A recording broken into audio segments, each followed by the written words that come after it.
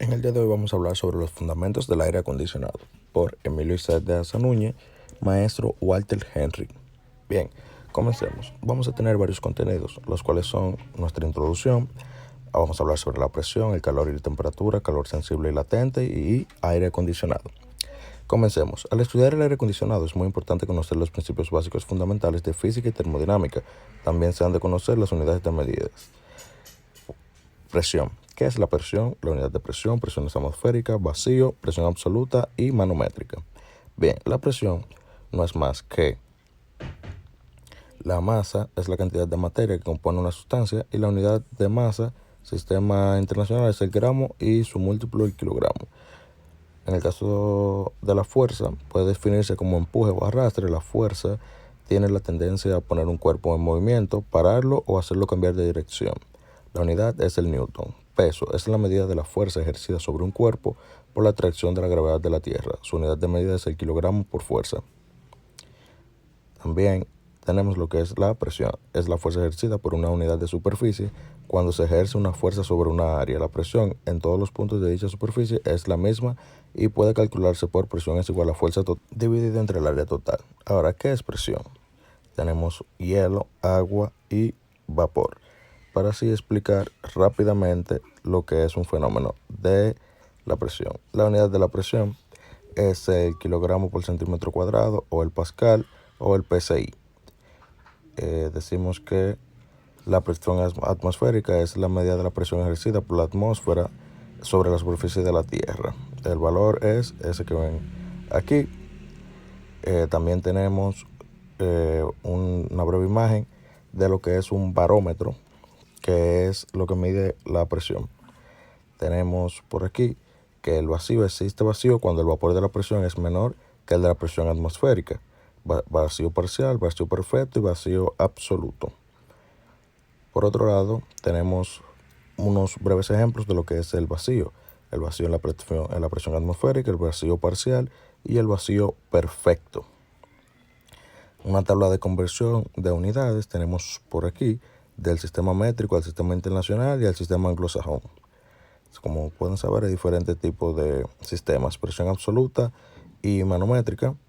Aquí tenemos unos ejemplos rápidamente de cómo calcular la presión absoluta y la presión manométrica. Calor y temperatura. ¿Qué es calor? ¿Cuál es la transmisión del calor? Temperatura y la unidad del calor. Bien, como todos sabemos, el calor no es más que una forma de energía. El calor fluye siempre de los cuerpos más calientes a los cuerpos más fríos. Es decir, de una sustancia caliente se pasa a una sustancia fría. La transmisión del calor. Existe tres formas de transmisión del calor. Número 1, radiación, que es la del sol. Conducción, el calor se transmite por medio de contacto directo. Y convección, el calor se transmite, transmisión del calor. Aquí ven un breve ejemplo de lo que pasa con el calor. Tenemos un balde lleno de hielo con un abanico arriba y por ende el aire saldrá frío. Tenemos aquí lo que es un condensador que está tomando vapor y lo convierte en aire frío. La temperatura es la medida del nivel de intensidad del calor de una sustancia. Hay dos tipos de escalas termométricas: centígradas y Fahrenheit. Dos tipos de escala de temperatura absolutas, los cuales son el Kelvin, que usa la escala centígrada, y el Rankine, usa la escala Fahrenheit. Aquí tenemos cómo llevamos de Celsius a Fahrenheit, de Fahrenheit a Celsius y de Celsius a Kelvin, o sea, la convención de las temperaturas.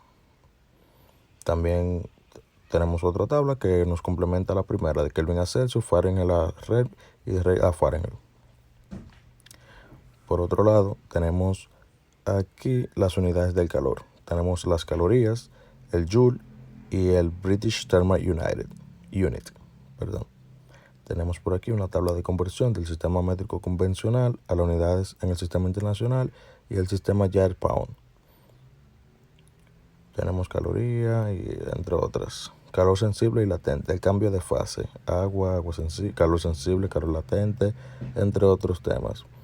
Primero tenemos lo que es el cambio de estado. Como sabemos, hay tres estados de la materia, los cuales son sólido, líquido y gaseoso.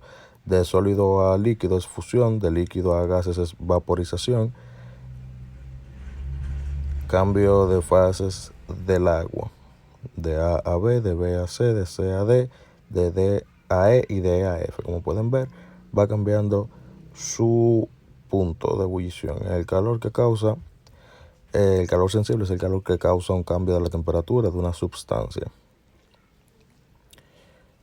El calor latente es el calor que causa una modificación del estado en una sustancia sin que varíe su temperatura. El calor sensible y el calor latente. Aquí vamos a ver un gráfico rápidamente de la relación entre ellos dos. Por otro lado, tenemos lo que es el sobrecalentamiento y el subenfriamiento. El vapor sobrecalentado, cuando la temperatura del vapor aumenta sobre la temperatura de saturación, se denomina sobrecalentamiento. Sobrecalentamiento y subenfriamiento.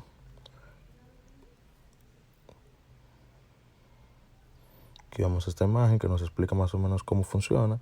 Tenemos que la cantidad de sobrecalentamiento es igual a la temperatura de vapor menos la temperatura de saturación, y la cantidad de subenfriamiento es igual a la temperatura de saturación más la temperatura de ebullición. La temperatura de saturación es la máxima temperatura a la que una sustancia se halla en estado líquido. Aquí tenemos un gráfico de saturación del R22 y el H2O.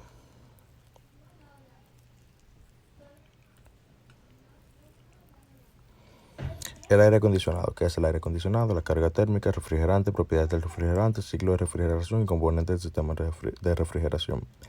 Bien, comencemos por qué es el aire acondicionado.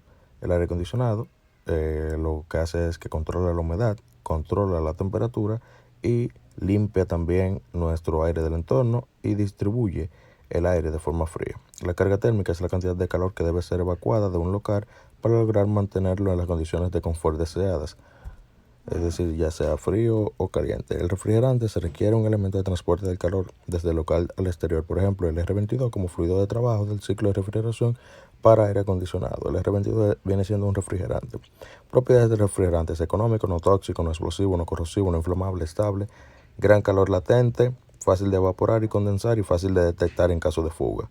El principio del aire acondicionado, como ven aquí, el aire acondicionado se disipa desde el fluido refrigerante hacia el ambiente exterior. El refrigerante absorbe todo lo que el ambiente. Ciclo del aire acondicionado. El ciclo está definido por 4 procesos fundamentales: expansión, vaporización, compresión y condensación. Primero tenemos la expansión, que es el proceso de reducción de la presión del líquido refrigerante que entra en la válvula para permitir su posterior evaporación. Luego tenemos lo que es la vaporización, que es el proceso mediante el cual el líquido refrigerante entra en el evaporador, se evapora absorbiendo calor del espacio acondicionado. Luego tenemos lo que es, aquí vemos el principio del aire acondicionado, cómo funciona, una vez más, para tenerlo claro e ir viendo. La compresión es el proceso de compresión y bombeo del refrigerante vapor procedente del evaporador, descargándolo a alta temperatura en forma de vapor recalentado. Aquí vemos nuevamente el principio del aire acondicionado y nos marca esto, el vaporización. También, por último, tenemos lo que es la condensación, que es el proceso de licuefacción del refrigerante vapor a alta presión procedente del compresor, entrando en el condensador que se halla a menor temperatura, como lo marcan aquí nuevamente.